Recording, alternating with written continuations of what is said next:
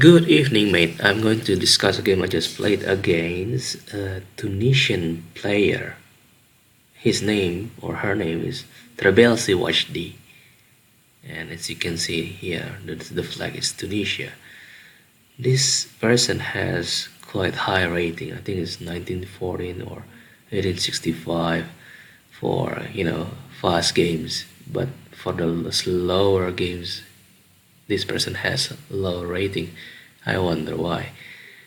But in this classical game, I just want to tell you that probably this guy is very good, and we had a quite interesting game in which the theme of pin and opening or early middle games come into play, and I would like to sort of explain to you as black in this game. Not that my skin is black or something like that, but I play as dark dark pieces, and my opponent is playing the white pieces. So let's just start the game. It was e4 and then e6, d4 and then b6, and my idea is actually fianchetting the bishop there and then trying to castle kingside, and of course opening the f pawn, as probably you have seen in my old games, which is the creating weakness in the king side, but actually it's actually preparing for a very good surprise attack to in case white is castling king side as well. So bishop d3 there is actually the thing that I really want to happen, because by having this bishop goes to d3, the pawn here at g2 is weakened, and if I can sort of provoke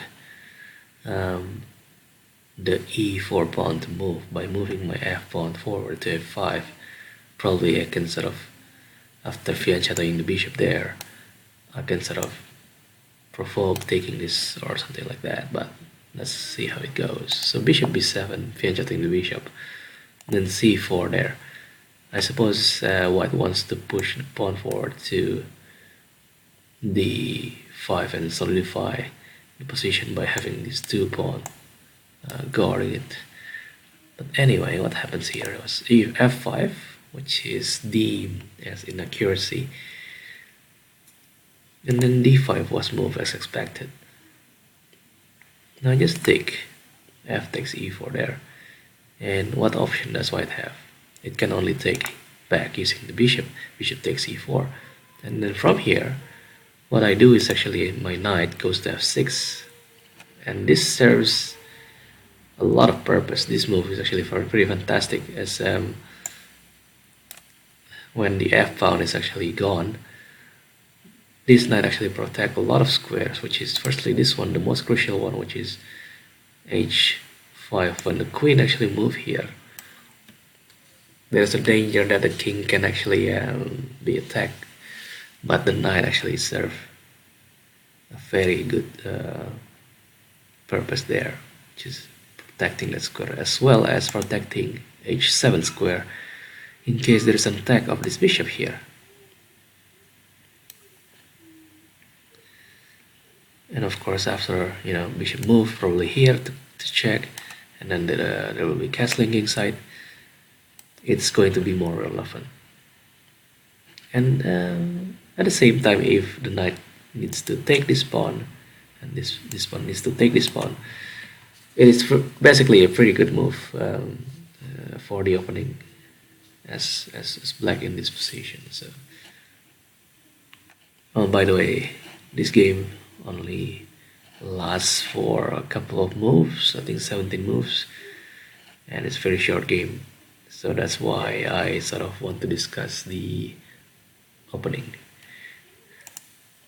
And then bishop goes to g5. Of course, the purpose is undermining the knight here, which in case the queen goes there, probably there will be an exchange of queen and maybe white will be better off. But before anything happened, I sort of want to use the fact that the c pawn is already moved two square there, and there will be no defender of this king.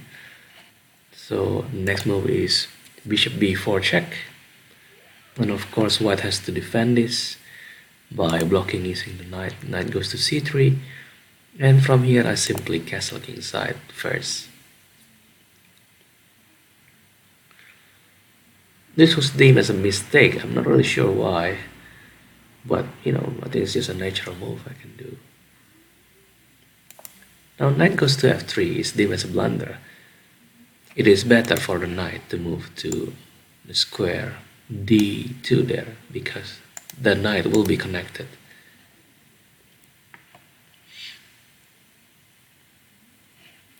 It's probably like the pawn structure that is important, because if, for example, I take this knight, then there will be a double up pawn after b takes c3.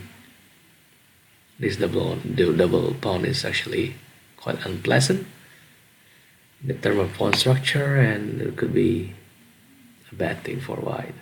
However, give it or take it, it's not really something that is seriously important. If I am actually focusing on the king side, usually I'd actually use the hypermodern attack, and don't really expect an advance in the queen side afterwards. In case it happens, it's gonna delay a little bit, but it's not too much, I suppose, with the correct play of minor pieces as well, because this sort of create a semi-open file as well. Maybe the rook can go here and then sort of attack this way. That sort of thing can happen. Anyway, knight f3 was done in the game. So now another move that I did was queen goes to e8. This queen actually tried to cover a very important square. Once the knight goes there, in case my knight is taken, and I take either using the rook or the queen, there is a possibility that this bishop goes here, and the queen, there will be some double attack on h7 pawn, or probably white trying to build up an attack, so it's actually quite dangerous once the knight goes there. So I move my queen to e8, and the purpose of this queen move is simply a lot. Firstly, it tries to avoid my knight to be pinned, so there is no more queen behind the knight can freely move to take this bishop, for example. And also the second purpose is actually the queen is protecting this h5 square in case the knight move, this knight move, and the queen goes here. Castling kingside was done by white. It is actually advised for white to actually move the bishop, because bishop here is quite valuable, because it's actually attacking h7 pawn. So it's better for white to save the bishop. Instead, white's actually castling kingside, and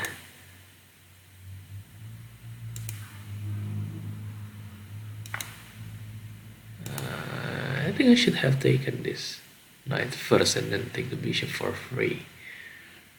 But anyway, I take the bishop first, and then afterwards what I did was actually trying to open the position.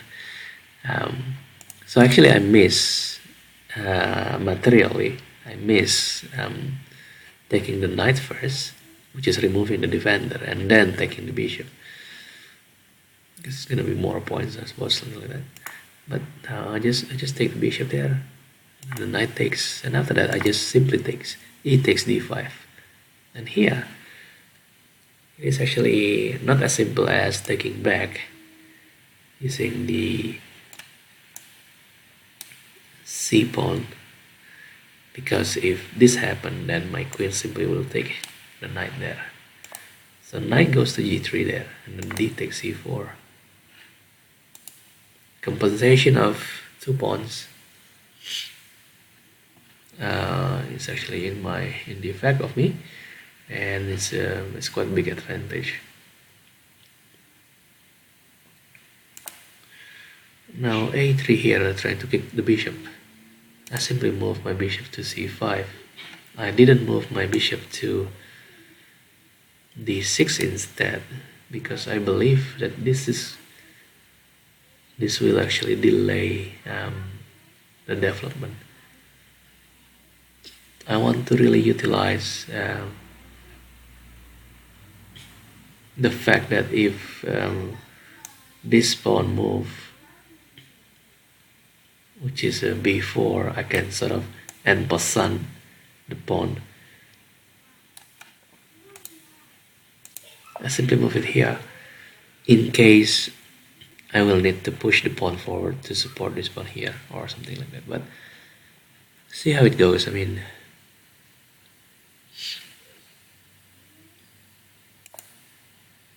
rook e1 is simply attacking the queen at e8, but at the same time it's actually weakening the pawn that I'm pinning with the bishop there. So simply move my queen to g6, which serves a lot of purpose. One of the purpose is, for example, I'm not sure what white's next move is, but if, for example, I don't know, it's a random move, and my bishop can take this pawn here